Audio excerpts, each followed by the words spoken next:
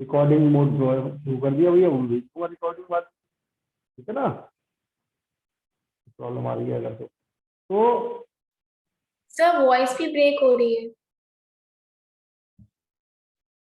Voice break बच्चों, और बच्चों को भी आ रहा है ये प्रॉब्लम? ये तो जियो का सिग्नल भी ऐसे Yes, हो sir. गया आगे बढ़ी सर। जियो। कहीं ना कहीं तो प्रॉब्लम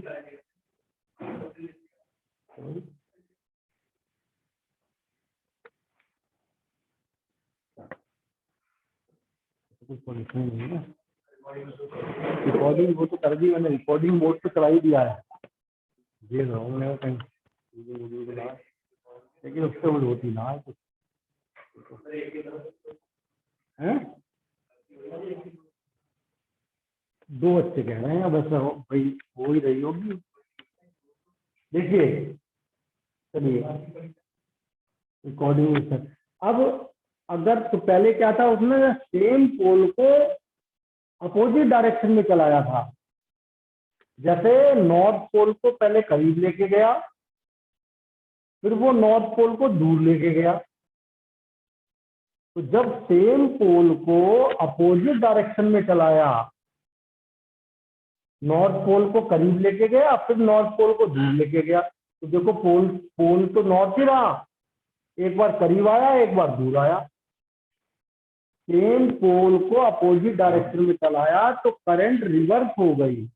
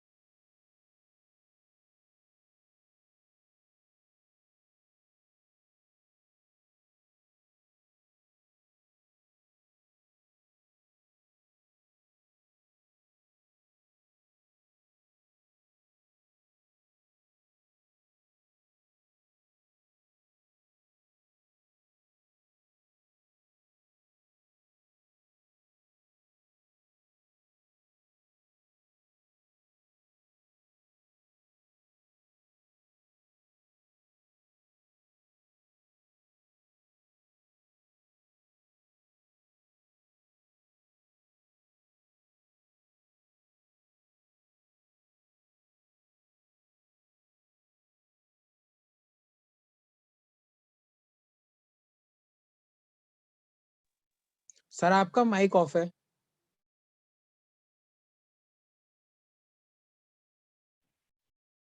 जैसे जैसे तो अगर हमने मैग्नेट को रेस्ट पे कर दिया और कॉइल को मूव कराया, कॉइल में मूवमेंट कर रहे हैं हम, मैग्नेटिक लाइन ऑफ फोर्स तो तब भी चेंज होंगी, तब भी इंड्यूस्ड करंट डेवलप हो। तो ये तो सिंपल फैराडे के एक्सपेरिमेंट थे, यानी मैग्नेट और कॉइल के बीच में रिलेटिव वेलोसिटी होना जरूरी है। रिलेटिव वेलोसिटी डजंट मैटर कि मैग्नेट मूव कर रही है या कॉइल मूव कर रही है, इससे कोई मतलब नहीं। अगर हम आपके से कहते हैं इसको भी 20 की स्पीड से चला रहे हैं और इसको भी 20 की स्पीड से चला रहे हैं, तो अब कोई भी मैग्नेटिक फ्लक्स चेंज नहीं होगा और इंड्यूस्ड ईएमएफ डेवलप नहीं होगा, क्योंकि दोनों मैग्नेट को और कॉइल को अगर हम सेम डायरेक्शन में सेम स्पीड से चलाएं तो जो सेपरेशन है वो चेंज नहीं होगा।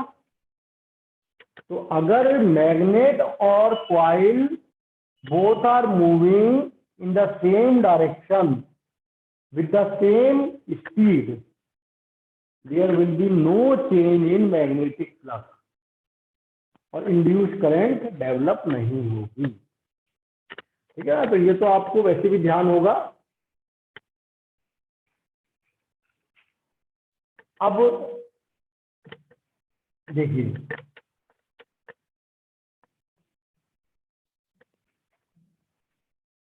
फ्लक्स इंड्यूस्ड ईएमएफ को डेवलप करने के तरीके, कितने तरीके से हम इंड्यूस्ड ईएमएफ डेवलप हो सकता है, जितने तरीके से फ्लक्स चेंज होता है। फ्लक्स क्या होता है भाई, बी ए कॉस थीटा, फ्लक्स को चेंज करने का। अरे माइक ऑफ कहाँ है, माइक तो ऑन है भैया।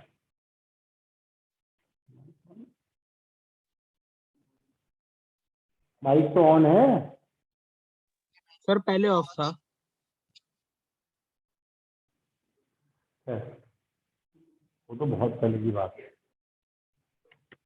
अब देखिए बी ए कॉस थीटा, अब फ्लक्स को चेंज करने के तरीके क्या है, एक तो मैग्नेटिक फील्ड चेंज कर दो, मैग्नेटिक फील्ड को चेंज करेंगे तब भी फ्लक्स चेंज हो जाएगा।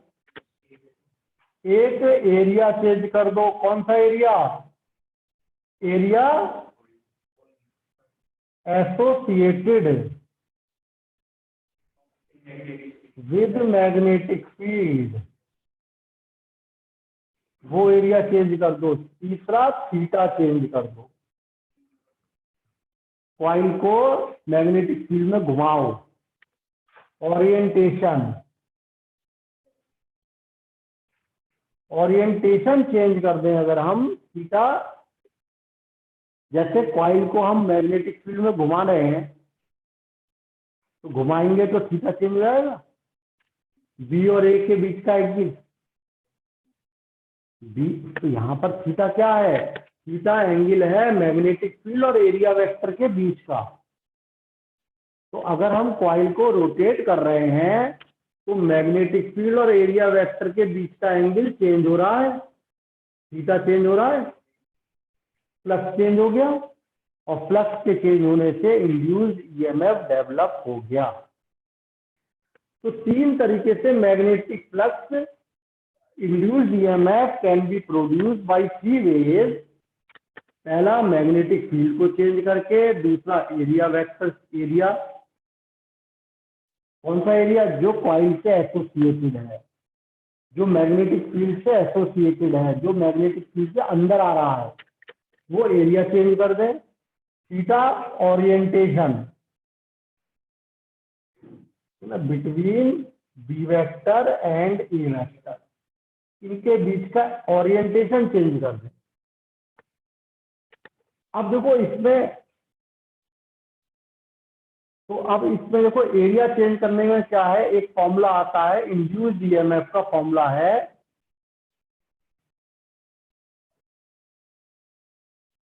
E is equal to BVM। ये फॉर्मूला कब यूज होगा, कहाँ यूज होगा, अगर हम कोई कंडक्टर L लेंथ का कंडक्टर मैग्नेटिक फील्ड में, मैग्नेटिक फील्ड के परपेंडिकुलर चला रहे हैं v वेलोसिटी से, इस फॉर्मूले, ये फॉर्मूला तभी एप्लीकेबल है जब तीनों म्यूचुअली परपेंडिकुलर हो। इफ एक कंडक्टर है, हाँ बिल्कुल सब तो नहीं, if conductor of length L is moved in perpendicular magnetic field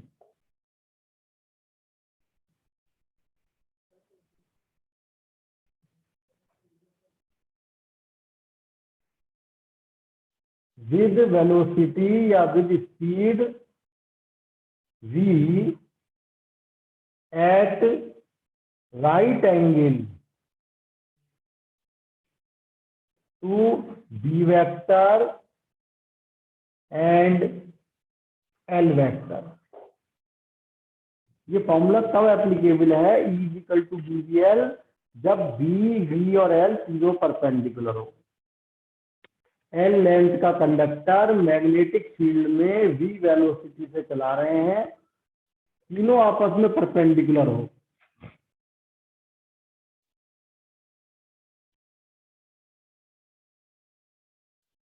तीनों म्यूचुअली परपेंडिकुलर होने चाहिए। तब ऐसी कंडीशन में इंड्यूस्ड ईएमएफ BVL लगेगा।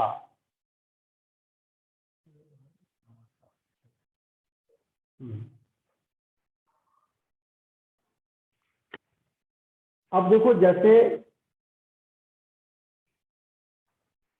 हमने कहा इस पे क्वेश्चन कि एक जेट प्लेन है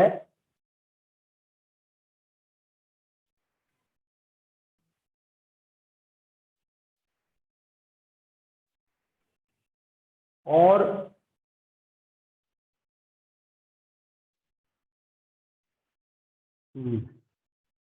अब जैसे फॉर एग्जांपल हमने कहा कि ये एक जेट प्लेन है, देखो, और इस जेट प्लेन के जो विंग्स है, ये विंग्स की जो लेंथ है वो दे रखी है, दिस इज 20 सेंटीमीटर। आपको मिल जाएगा पुराने जो नोट लिखवाए हुए उसमें है क्वेश्चन। 20 सेंटीमीटर विंग्स की लेंथ है और ये मान लिया